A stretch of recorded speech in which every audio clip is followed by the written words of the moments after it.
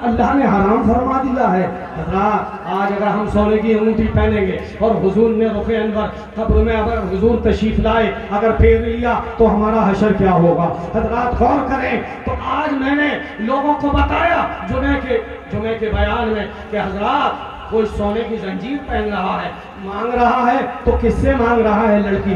حضور نے وہ سونے کی انگوٹھی اتاری اور میرے آقا نے پھینک دی۔ حضرات کائی کی انگوٹھی تھی؟ وہ پیتل کی لوہے کی نہیں تھی، سونے کی انگوٹھی تھی۔ سونے کی قیمت ہمیشہ اونچی رہی ہے۔ حضرات پھر کیا دیکھتے ہیں کہ کسی صاحب نے کہا، وہ شخص دیوانہ وار اپنے گھر کو چلا گیا۔ حضرات لوگوں نے کہا کہاں جا رہا ہے، کہاں جا رہا ہے؟ رک، یہ انگوٹھی جو ہے یہ سونا عورت کے لیے حرام نہیں ہے، اپنی بیوی کو پہنا دینا، اپنی بچی کو پہنا دینا۔ انہوں نے لوٹ کے کہا نہیں جس چیز کو میرے آقا نے پھینک دیا ہے، جس کو نظر سے اتار دیا، اور میری طبیعت نہیں چاہتی ہے کہ اس کو لڑکی کے لیے استعمال کروں۔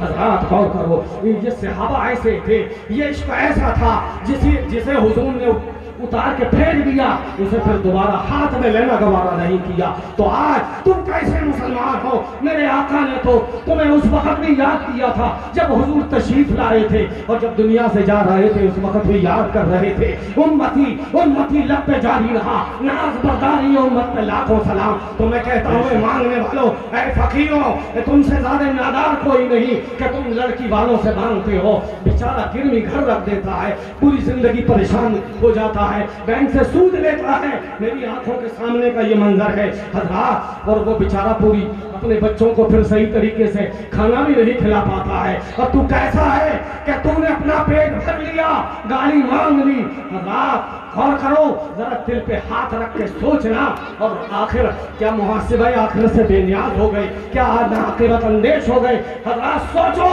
میں نے کہا مانگنا ہے تو کسی اور سے نہیں مانگنا، تو پوچھنا کہاں مانگنا ہے تو بریلی کے تاجدار کی مزار پہ جانا، تو ان کا مزار سے آواز آئے گی مانگنا ہے تو کسی دنیا دار سے نہیں، کسی ٹھیکیدار سے نہیں، مانگنا ہے تو مانگنا۔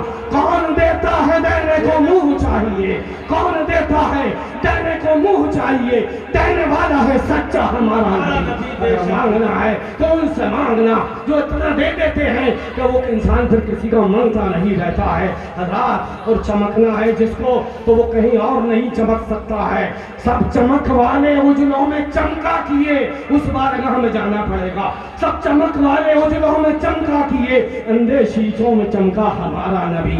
حضرات اگر چمک مانگتا ہے تو مانگ اس بارگاہ سے جہاں اگر نظر پڑ گئی حضرت ابو بکر پہ تو صدیق اکبر بنا دیا، اگر نظر پڑ گئی عمر پہ تو عدالت کا شیخ سوار بنا دیا، اگر نظر پڑ گئی فاروق اعظم پہ عدالت کا بادشاہ بنا دیا، اگر نظر پڑ گئی عثمان پہ ذو النورین بنا دیا، اگر نظر پڑ گئی حضرات علی پہ تو حیدر کرار بنا دیا، اگر نظر پڑ گئی حسن پہ تو حسن مصطفیٰ بنا دیا، حسین پہ نظر پڑی تو شہیدوں کا دولہا بنا دیا، اگر یہی نظر عبد القادر جیلانی پہ پڑی تو غوث اعظم بن کے چمک گئے، حضرات یہی نظر خواجہ ہند پہ پڑی تو معین الدین چشتی بن گئے، یہی نظر اگر اعلیٰ امام احمد رضا پہ پڑی تو یہ اعلیٰ حضرت بن گئے، یہی نظر حضور قطب پیلی بھیت پہ پڑی تو اولیاء اکرام کے سردار بن گئے۔ حضرات تو مانگنا ہے وہ چمکنا ہے، چمک تو سے پاتے ہیں سب پانے والے،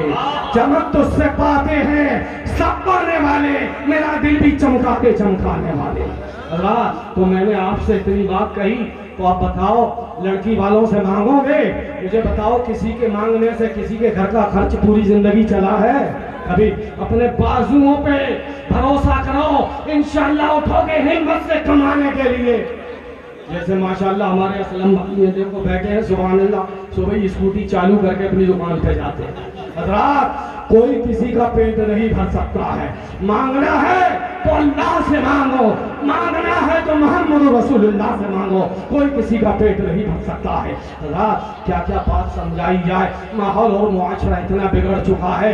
حضرات دیکھیں ایک بات میں نے بتائی، حضرات بہت سے لوگ جو ہیں جب ٹوائلٹ میں جاتے ہیں، آج میں نے بتایا بہت سی ٹوپیاں لوگوں کی مرشدان اکرام کی مخصوص ہیں، جیسے کہ حضور شاہ جی محمد شیر میاں کے ماننے والے بھائی کالی ٹوپی پہنتے ہیں، سبحان اللہ، اور بہت سے لوگ اپنے اپنے مرشدان اکرام بھی، لیکن بہت سے لوگ جب بیت الخلا جاتے ہیں تو اسے اتار کے رکھ جاتے ہیں ٹوپی کو، بہت سے لوگ یا تاج ہے اسے تاج کو اتار کے رکھ۔ میں کہتا ہوں بتا بغیر ٹوپی کے نماز ہو جائے گی کہ نہیں ہو جائے گی؟ بھائی صاحب بغیر ٹوپی کے نماز ہو جائے گی، کیونکہ ٹوپی فرض اور واجب نہیں ہے، سنت ہے، اور بھائی احرام کی حالت میں تو ٹوپی اوڑی نہیں جا سکتی ہے، دم بڑھ جائے گا انسان پہ، تو ٹوپی زیادہ ہے کہ ایمان زیادہ ہے؟ اب اس سے کہو اے جانے والے، جب تو ٹوائلٹ میں جا رہا ہے، بیت الخلا میں جا رہا ہے، تو تیرا ایمان تو ساتھ جا رہا ہے، اس کے اندر ایمان کو باہر رکھ کے جا، تو اپنا قرآن تجھے جتنا یاد ہے اسے باہر رکھ کے جا۔ حضرات یہ فطرت کے خلاف ہے، جب تم ٹوائلٹ میں جاؤ تو ٹوپی اوڑھ کے جاؤ، یہ اب سائنسداں بتاتے ہیں، یہ ڈاکٹر بتا رہے ہیں، پی ایچ ڈی کر کے بتا رہے ہیں کہ وہاں سے ایسی گیسوں کا اخراج ہوتا ہے کہ انسان اگر ٹوپی اوڑھ کے نہ جائے تو وہ بالوں میں وہ گیس صلاحیت کر جاتی ہے، حسین سے حسین چہرہ ہو، دلکش سے دلکش صورت ہو، اگر یہ بال اڑ جائے انسان گنجا ہو جاتا ہے تو سارا حسن خاک میں مل جایا کرتا ہے۔ حضرات غور کرو، انہوں نے جب بتایا ہے، میرے آقا نے تو 1400 برس پہلے بتا دیا ہے کہ جب تم وہاں پہ جاؤ ٹوائلٹ میں، جب بیت الخلا جاؤ، جب تم پخانے پہ جاؤ تو تم ٹوپی اوڑھ کے جاؤ۔ وہ کرتے ہیں اسے تو وہیں رکھ جاتے ہیں، ننگے سر جاتے ہیں، وہ کہتے ہیں نہیں یہ ہمارے پیر و مرشد نے دی تھی۔ ارے پیر و مرشد زیادہ ہیں بھائی، پیر و مرشد کی بات مانو گے یا کہ حضور کی بات مانو گے؟ ارے بھائی پیر و مرشد بھی ہونا چاہیے تو عالم ہونا چاہیے، عالم، جاہل کوئی پیر نہیں ہو سکتا ہے۔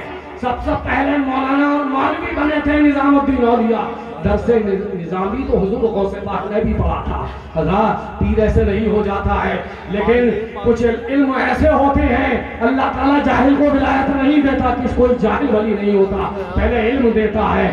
حضرات حضور محمد شاہ جی محمد شیر میاں رحمۃ اللہ تعالیٰ علیہ کی بارگاہ میں کچھ مولوی پہنچے تھے، تو حضرات انہوں نے کہا تھا دیکھیں اسے پریشان کریں، فقیر آدمی ہے اور ہم سوال کریں گے یہ جواب نہیں دے سکیں گے، تو کہ ان سے وضو کی سنتیں پوچھیں گے، ان سے وضو کے فرائض پوچھیں گے۔ حضرات وہ آئے اور کہنے لگے کہ میاں جی وضو میں کتنے فرض ہیں اور غسل میں وضو میں کتنی سنتیں ہیں؟ آپ نے وضو فرما رہے تھے، ہاتھ میں پانی لیا اور دیوار پہ مارا تو کہا دیکھ کتنی سنتیں ہیں اور کتنے فرائض وضو میں ہیں، سامنے لکھے پڑے تھے۔ حضرات یہ اللہ کے ولیوں کی شان ہوتی ہے، کون اندازہ کر سکتا ہے ان کے زور بازو کا؟ کون اندازہ کر سکتا ہے ان کے زور بازو کا؟ نگاہ مرد و مومن سے بدل جاتی ہے تقدیر ہے۔ حضرات ہمیں چاہیے، اب دیکھیں ہمارے لڑکے جو ہیں بیویوں کا تو بڑا ادب احترام کرتے ہیں اور ماں باپوں کو دھتکار رہا ہے یہ وقت۔ حضرات سنو، بڑے خوش نصیب ہو اے لڑکو، تمہارے ماں باپ زندہ ہیں تو جب تک تمہارے باپ کا سایہ تمہارے سر پہ ہے، جب تک تم یتیم نہیں ہو، اور اگر تمہارا باپ ہاتھ اٹھا دے گا تمہارے لیے بڑی بڑی مشکلیں ٹل جائیں گی۔ بات صحیح ہے کہ غلط ہے؟ تمہاری ماں ہے جو جنت کی شکل میں ہے، لیکن ماں ہے جب کچھ لاتا ہے بیچارہ جوان ہمارا تو چھپا چھپا کے کمرے میں بیوی کے پاس لے کے جاتا ہے۔ ارے واہ کیا کہنا، اس نے ہی پیدا کیا تھا تجھے، ارے بے شرم، ڈوب کے مر جا، ڈوب کے پہلے ماں کے قدموں میں رکھتا، کہتا والدہ حضور یہ لایا ہوں، جو بیوی کو عطا کر دو تو تمہارے ہاتھ سے کچھ کھائے گی تو وفادار بن جائیں گی، اور بیویاں بھی ہوتی ہیں ایسی تو پھر وفا نہیں کرتی ہیں، کیونکہ اس نے اگنور کر دیا ہے ماں کو، اس نے چھوڑ دیا ہے اپنے باپ کو۔ حضرات آج کا وقت وہ ہے کہ چچا ہے مزے اڑا رہا ہے، بھتیجا ہے چٹنی سے بھی روٹی موجود نہیں ہے، پریشان پھر رہا ہے، اور پوچھتا بھی ہے کوئی تو کہہ دیتا ہے یہ تو ہمارا نوکر ہے، یہ ہمارے محلے کا ہے۔ آج وقت وہ ہے کہ حضرات انسان نہ رہا، انسان بدل گیا، اور بدلا تو ایسا بدلا کہ اس انسان نے اپنے ماں باپ کی قدر قیمت بھی چھوڑ دی۔ حضرات ماں وہ ہے کہ جس کو موسیٰ علیہ السلام کو بھی ماں کی ضرورت ہوتی ہے۔ میرے آقا مدینے کے سلطان فرماتے ہیں، اللہ سنو غور کرو. حضور فرماتے ہیں جب حضور پیدا ہوئے تھے اس سے پہلے والد کا انتقال ہو گیا تھا, اور جب آپ پیدا ہو گئے تو ماں مقام ابوا, میں نے وہ جگہ دیکھی مکہ اور مدینہ شریف سے آتے وقت میں وہ جگہ پڑتی ہے, تو آپ کا 6 سال کی عمر تھی حضور کی, اس وقت ان کا انتقال ہو گیا ماں کا, اور حضور صلی اللہ علیہ وسلم 6 برس کی عمر میں اپنی والدہ کو لبیک ماں لبیک کہہ کے چلی جاتی ہے, اور حضور سے شاید ان کو قلب کا دل کا دورہ پڑا تھا, اور وہ کہہ رہی ہیں محمد اے ایمن تو ادھر آ, میرے بیٹے چھوٹے سے ہیں محمد, انہیں سینے سے لگا کے رکھنا, اور سینے سے لگاتی ہیں اور کہتی ہیں بیٹا محمد میں تم سے اب نہیں مل پاؤں گی, معلوم ہوتا ہے کہ میری موت کا وقت قریب آ گیا ہے اور میرا انتقال ہونے والا ہے, لیکن وہ کہتی ہے اے بیٹا جیسا لال میں نے پیدا کر دیا ہے قسم ہے رب ذوالجلال کی, صبح قیامت تک کوئی ماں ایسا لال پیدا نہیں کر سکتی ہے. حضرات تو جب انتقال ہو گیا آپ کی ماں کا تو رو رو کے حضور کہتے تھے صحابہ سے کاش میں شاکی نماز پڑھ رہا ہوتا اور میری ماں میرا نام لے کے کہتی محمد محمد ادھر آؤ بیٹا, میں نماز چھوڑ دیتا اور اپنی ماں کے پاس آتا اور کہتا حضور والدہ حاضر ہوں. کون کہہ رہا ہے؟ یہ ہم اور تم نہیں, غوث پاک نہیں, یہ ہمارے تمہارے نبی کہہ رہے ہیں. ماں کا مرتبہ بہت بڑا ہے حضرات, باپ کا مرتبہ بہت بڑا ہے. ماں کو راضی کر لیا, لاکھ حج کراؤ, میں کتنے حج کر لوں کتنے عمرے کر لوں, آپ نہیں کہہ سکتے, گارنٹی نہیں ہے حج قبول ہوا کہ نہیں ہوا. نماز پڑھ لیں آپ تو پتہ نہیں قبول ہوئی کہ نہیں ہوئی, روزے رکھے پتہ نہیں قبول ہوئے کہ نہیں ہوئے حضرات. لیکن ایک ایسی چیز ہے, ایک حج ایسا ہے جو قبول ہوتا ہے. کیا اگر ماں باپ کو اگر محبت سے دیکھ لے انسان, اگر لڑکا تو حضور فرماتے ہیں, آقا محمد رسول اللہ فرماتے ہیں ایک حج مقبول کا ثواب ہے. بے شک سبحان اللہ. ہمیں چاہیے کہ ہم اپنے باپ سے محبت کریں, اپنی ماں سے محبت کریں. آخری باتوں سے میں اب گزر رہا ہوں حضرات, میدان محشر ہے, یہ 50,000 سال کا دن ہوگا, ایک دن کا نہیں, اور کسی کے تو پسینہ ٹخنوں تک ہوگا, کسی کے گردن تک کوئی اس میں ہی ڈوب رہا ہوگا. ایسے وقت میں 50,000 سال کے دن میں ترازو لگایا جائے گا, میزان قائم کیا جائے گا. دنیا کی ترازو میں اور اللہ کی ترازو میں فرق ہے. دنیا کی ترازو وزن سے جھک جاتی ہے اور وہاں کی ترازو نیکیوں سے اونچی ہو جاتی ہے پلہ. حضرات ایک لڑکا آئے گا, ایک والد آئیں گے اس کے ساتھ میں, اس کے باپ کی نیکیاں تولی جائیں گی, سب فرشتے کھڑے ہوں گے, اہل محشر دیکھ رہے ہوں گے. جب نیکیاں رکھی جائیں گی تو نیکیوں کا پلہ جو ہے وہ نیچے جھک جائے گا, بدیوں کا پلہ جو ہے وہ نیکیاں کم بڑھ جائیں گی اور بدیاں زیادہ ہوں گی. پھر کیا ہوگا حضرات؟ اللہ تعالیٰ فرمائے گا اسے جہنم میں ڈالو, فرشتے اسے لے جائیں گے, ہاتھوں میں ہتھکڑیاں ہوں گی, پیروں میں بیڑیاں ہوں گی, فرشتے لے جا رہے ہوں گے. حضرات پھر لڑکا بھی لایا جائے گا وہیں پہ, اسی ترازو پہ لڑکے کی بھی نیکیاں رکھی جائیں گی, اس کے بھی گناہ اور بدیاں رکھے جائیں گے. حضرات پھر دنیا دیکھے گی تو ہم دیکھو گے, یہ میدان محشر کا نقشہ ہے, یہ میرے حضور نے بتایا ہے, کسی اور نے نہیں. وہ سچے نبی ہیں کہ زمین پھٹے تو پھٹ جائے, پھٹ جائے گی, آسمان پھٹے گا, زمین پھٹے گی, مگر ہے قول خدا قول محمد, فرمان نہ بدلا جائے گا. ہے قول خدا قول محمد, فرمان نہ بدلا جائے گا. بدلے گا زمانہ لاکھ مگر قرآن نہ بدلا جائے گا. حضرات حضور فرماتے ہیں پھر اس کے لڑکے کی بھی نیکیاں کم ہوں گی. باپ کو فرشتے لے جا رہے جہنم میں ڈالنے کے لیے. حضرات جب بیٹا دیکھے گا اپنے باپ کو بڑی حسرت سے دیکھے گا اور رونے لگے گا اور اسے بھی جہنم کا حکم ہوگا, تو پھر وہ لوٹ لوٹ کے اللہ کی طرف کو دیکھے گا. فرشتے کہیں گے کیا دیکھ رہا ہے, کیا نعرہ تکبیر, نعرہ رسالہ, یا رسول اللہ. حضرت تشریف لائے. سبحان اللہ. فرشتوں میں جو دیکھ رہا ہوں اللہ بھی وہ دیکھ رہا ہے. کہا کیا دیکھ رہا ہے؟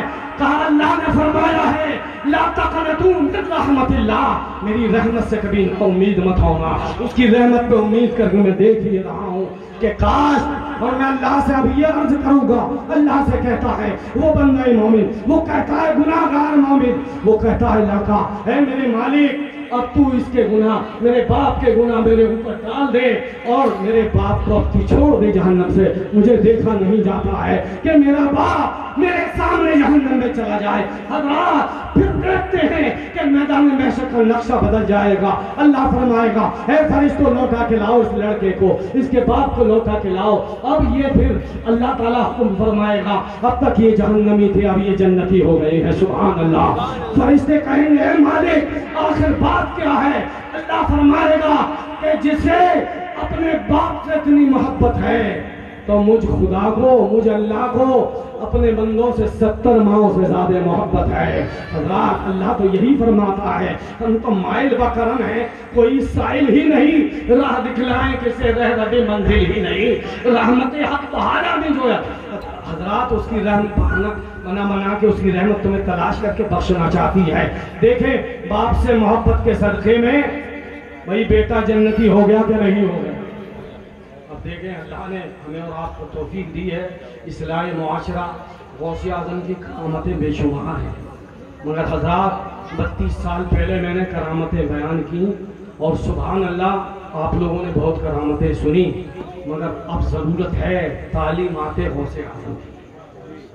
خالی کرامتیں سنیں اور آپ کو لال باغ دکھا کے تو میں چلا جاؤں یا ہمارے مہمان چلے جائیں یہ کہیں کافی ہے آپ کے لیے جانا. خواجہ غریب نواز کے مزار شریف کا آپ کے سارے گناہ بخش دیے جائیں, ایسا نہیں ہے. اللہ کے نبی صلی اللہ تعالی علیہ وسلم کا فرمان ہے کہ نماز میری آنکھوں کی ٹھنڈک ہے.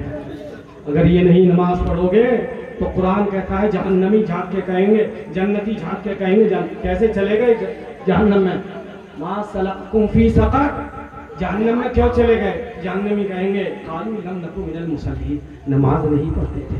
تو اگر بزرگوں کو ماننا ہے خوب دیکھیں کرو کھلاؤ, اس لیے کہ حضور نے فرمایا ہے افشوا السلام واطعموا الطعام. بھئی ہمارا اسلام کیا ہے؟ جبریل حضور کی بارگاہ میں آ کے دوزانوں میں بیٹھ کے کہتے ہیں حضور سوال کروں کہا کریے, تو کہتے ہیں اسلام کیا ہے؟ تو حضور فرماتے ہیں افشوا السلام واطعموا الطعام, سلام کو پھیلاؤ ان لوگوں کو کھانا کھلاؤ. کھانا کھلاؤ تو میرے آقا ہی فرماتے ہیں حضور صلی اللہ علیہ وسلم کہ کھانا نیک آدمیوں کو کھلاؤ کھلیں. اور حضور غوث اعظم کا توشہ جو بنتا ہے نا منظر اسلام میں جب میں پڑھتا تھا تو سب سے پہلے سیدوں کو کھلایا جاتا تھا, پھر نمازیوں کو کھلایا جاتا تھا, پھر طلباء کو کھلایا جاتا تھا. حضرات تو جو بھی آپ کھانا کریں تو نیکوں کو کھلائیں گے تو جو اس سے جو تقویت کھانے کی حاصل ہوگی اس سے وہ کیا کریں گے؟ اللہ کی عبادت کریں گے. اگر آپ نے شرابی اور جواریوں کو کھانا کھلایا مرتا ہو تو الگ بات ہے, تو پھر وہ کیا کرے گا؟ آپ کے پیسے سے آپ کی کھانے سے قوت جو حاصل ہوگی تو پھر وہ گناہ کرے گا, اور گناہ کرے گا تو آپ نے گناہ پہ مدد دی اسے. حضرات قرآن کہتا ہے ان اللہ اشترى من المؤمنین انفسهم واموالهم بان لهم الجنہ, میں نے خریدا ان سے ان کی جانوں کو, میں نے خریدا ان سے ان کے مالوں کو اور بدلے میں دے دیا جنت. حضرات ہر امتی اپنی اپنی جنت کا مالک ہے مصطفیٰ کی عطا و بخشش سے. اللہ نے ہمیں توفیق دی ہے, اس محفل کو سجایا ہے, تو میں نے آپ کو جو باتیں سمجھائی ہیں, ایک تو نماز پڑھنا, آپ نے بہر نماز کی آپ چاہیں ان کا ہو کہ کریں, ان کے مسلک کے خلاف دعویٰ بے اصل ہے, جھوٹی ہے محبت تیری. اگر حضور شاہ جی میاں سے محبت ہے تو مجھے بتاؤ, کوئی بتا دے کہ ان کی نماز تو بہت دور کی بات ہے کبھی جماعت نہیں چھوٹی ہے. حضرات غوث اعظم نے 40 سال عشاء کے وضو سے فجر کی نماز پڑھی ہے, 15 سال ایک پیر پر کھڑے ہو کے روز رات میں صبح تک قرآن پاک پورا کر لیا کرتے تھے. اگر جنت میں جانا ہے نا تو پھر نماز بھی پڑھنا ہوگی, ماں باپ کا ادب بھی کرنا ہوگا. خالی ہمیں بڑے پیر صاحب کا نام لیتے ہیں سوچیں گے اب ہم جنتی ہو گئے, ایسا نہیں ہے. اس بھول میں مت رہنا کہ وہاں خواجہ صاحب کے یہ چلے گئے تو جنتی ہو گئے. آخری پیغام یہ ہے کہ ہمارے مرشدان کرام کا پیغام ہے, سب لوگ بولیے آدھی روٹی کھائیے اپنے بچوں کو پڑھائیے. دنیاوی تعلیم کی بھی ضرورت ہے, ہماری جماعت میں ڈاکٹر کی بھی ضرورت ہے, پروفیسر کی بھی ضرورت ہے, لیکچرار کی بھی ضرورت ہے، سرجن کی بھی ضرورت ہے. ایسا بھی موقع آتا ہے کوئی ہماری سرجری کرنے کو، آپریشن کرنے کو تیار نہیں ہوتا ہے، تو ہمارے بچے اگر ڈاکٹر ہوں گے، بہترین سائنسداں ہوں گے، ڈاکٹر ہوں گے، تو ضرورت پڑے گی تو آپریشن کر کے ہماری مریض کو صحیح کریں گے. اپنے بچوں کو اعلیٰ سے اعلیٰ تعلیم دینے کی کوشش کریے، اور دین کی تعلیم بھی دیجیے، جس سے کہ کوئی ایک بچہ ایسا ہو جائے جو گھر میں درس دیتا رہے قرآن اور حدیث کا. حضرات اللہ سے دعا ہے، ماشاءاللہ آپ لوگوں نے میری مجھ ناکارہ اور جاہل آدمی کی اتنی دیر بات سن لی.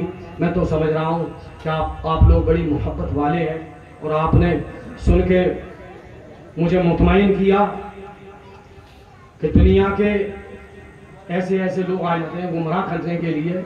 اب سے 30 سال پہلے کی بات ہے، ایک صاحب آئے کہنے لگے، وہ ایک پیر صاحب آئے، وہ کہہ رہے ہیں نماز پڑھنے کی ضرورت ہے، ہم قائد کے لیے کافی ہم کر لیں گے. ارے واہ، توبہ توبہ استغفر اللہ.